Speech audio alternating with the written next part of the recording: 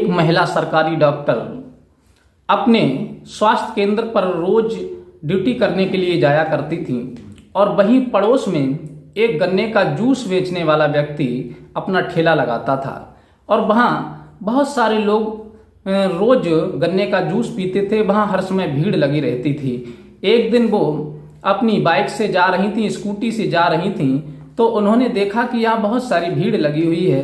तब वो स्वास्थ्य केंद्र में अपने केबिन में चली तो गई, लेकिन उन्होंने अपने एक कंपाउंडर से कहा कि जो बाहर भीड़ लगी हुई है वहाँ क्या होता है।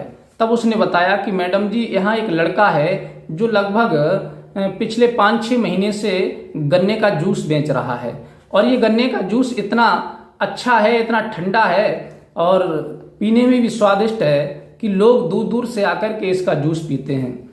तब वो महिला कहती है कि ऐसा करो, एक गिलास मुझको भी लेकर के आओ, जरा टेस्ट तो करें कि कितना स्वादिष्ट है।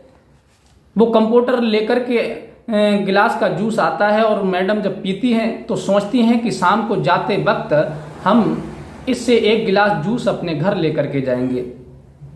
शाम के वक्त जब वो अपने ऑफिस से निकलती हैं, उस स्वास्थ्य केंद्र से निकलती हैं, तब उस लड़के के पास में पहुंच जाती हैं क्योंकि वो मास्क लगाए हुए होती हैं।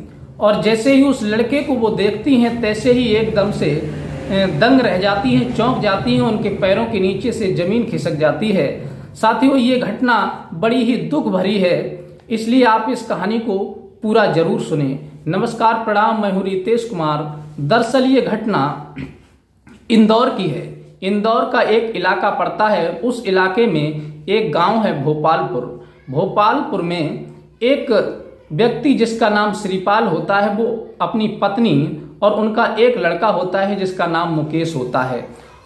क्योंकि जब श्रीपाल और उनकी पत्नी जब बुजुर्ग हो जाते हैं तो उनका लड़का काम करने लगता है, खेती बाड़ी का काम करते थे। लेकिन धीरे धीरे जब लड़का बड़ा हो गया तो उन्होंने सोचा कि हम वृद्धावस्था में आ चुके हैं, अब हमें अपने लड़के की शादी कर लेनी चाहिए। तब श्रीपाल ये विचार करके अपने लड़के मुकेश की शादी कर लेते हैं और कीर्ति नाम की लड़की से अच्छी तरह से विवाह हो जाता है और परिवार अच्छी तरह से चलने लगता है। धीरे धीरे कुछ समय बीतता है, 2 सालें बीतती हैं। मुकेश अपनी पत्नी कीर्ति के साथ बड़े आनंद के साथ रहने लगता है और बड़े हंसी खुशी से उनका समय कटता है। लेकिन कहते हैं कि वक्त बदलते इंसान को देर नहीं लगती। ये भी आपने सुना होगा कि जब इंसान के दिन बुरे आते हैं तो उन्हें अच्छी सीख भी बुरी लगने लगती है।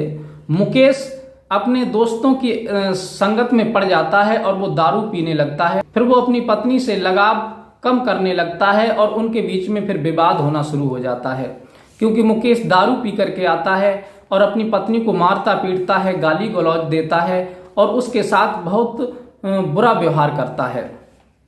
उसके माँ बाप भी समझाते हैं कि बेटा मुकेश, तुम ऐसा मत करो, क्योंकि दारू पी के तुम घर आते हो तो कलेश होता है और हमारी बहू इतनी अच्छी है, समझदार है, पढ़ी लिखी है, लेकिन फिर भी तुम इसकी इज्जत नहीं करते, आखिर बात क्या है। लेकिन वो शैतानी बुद्धि थी उसकी, वो किसी की बात नहीं मानता और वो अपनी मनमानी करते रहता है।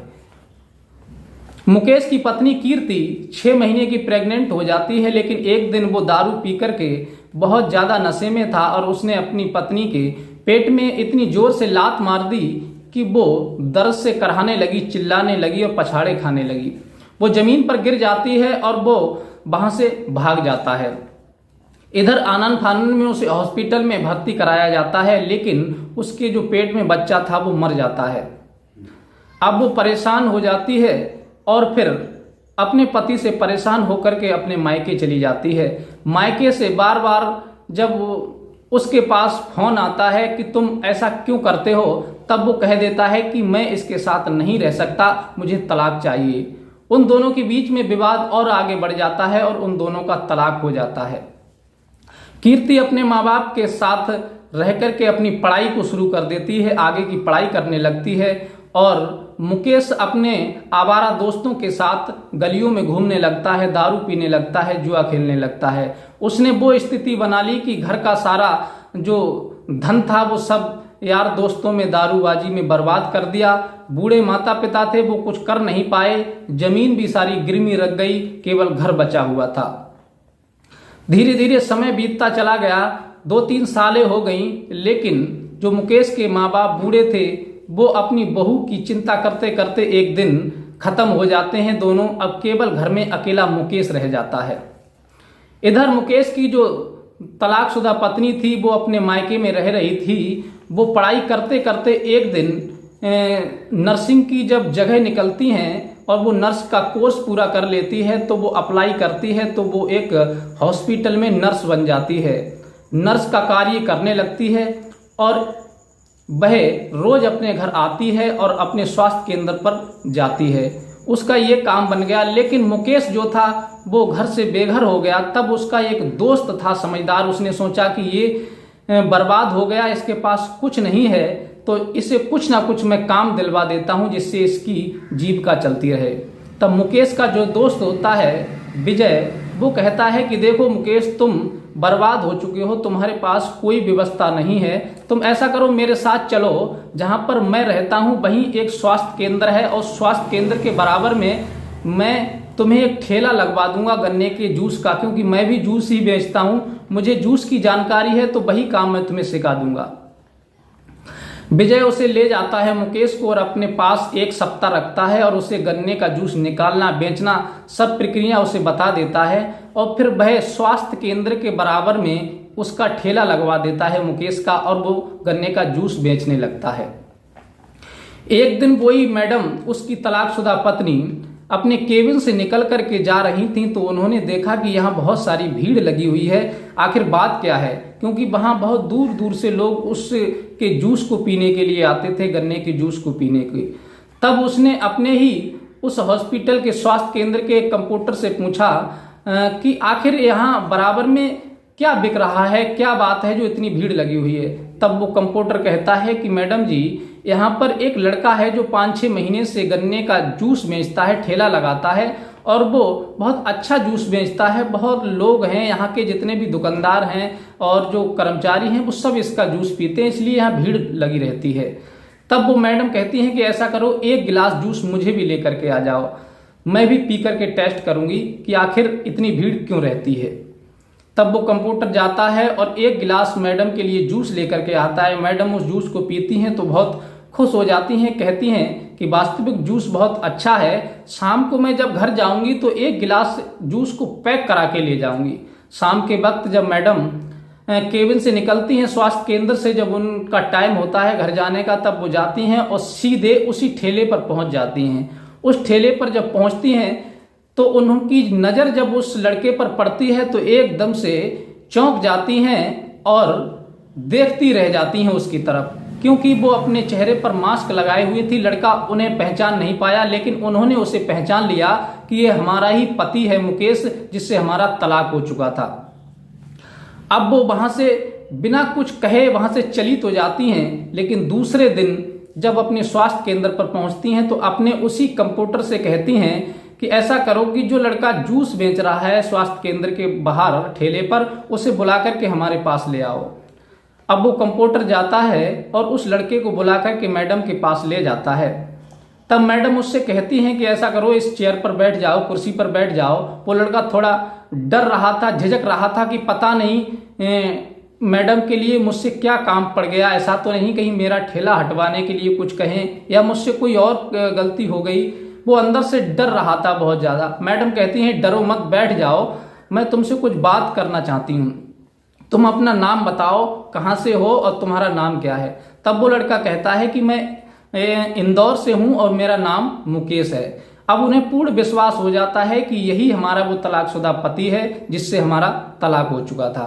फिर वो डॉक्टर जो होती हैं, नर्स, वो अपने चेहरे से मास्क हटाती हैं और वो लड़का जब उनको देखता है तो वो भी उन्हें देख करके दंग रह जाता है, चौंक जाता है कि हॉस्पिटल में डॉक्टर, मेरा तो तुमसे तलाक हो चुका था, उस समय तो तुम कुछ नहीं थी।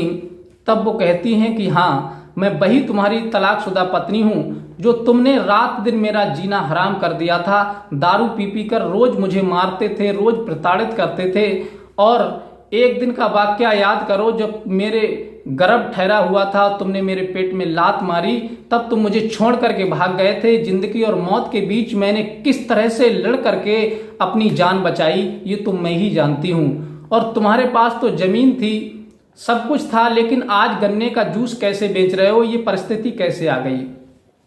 और तुम्हारे माँ बाप कैसे हैं?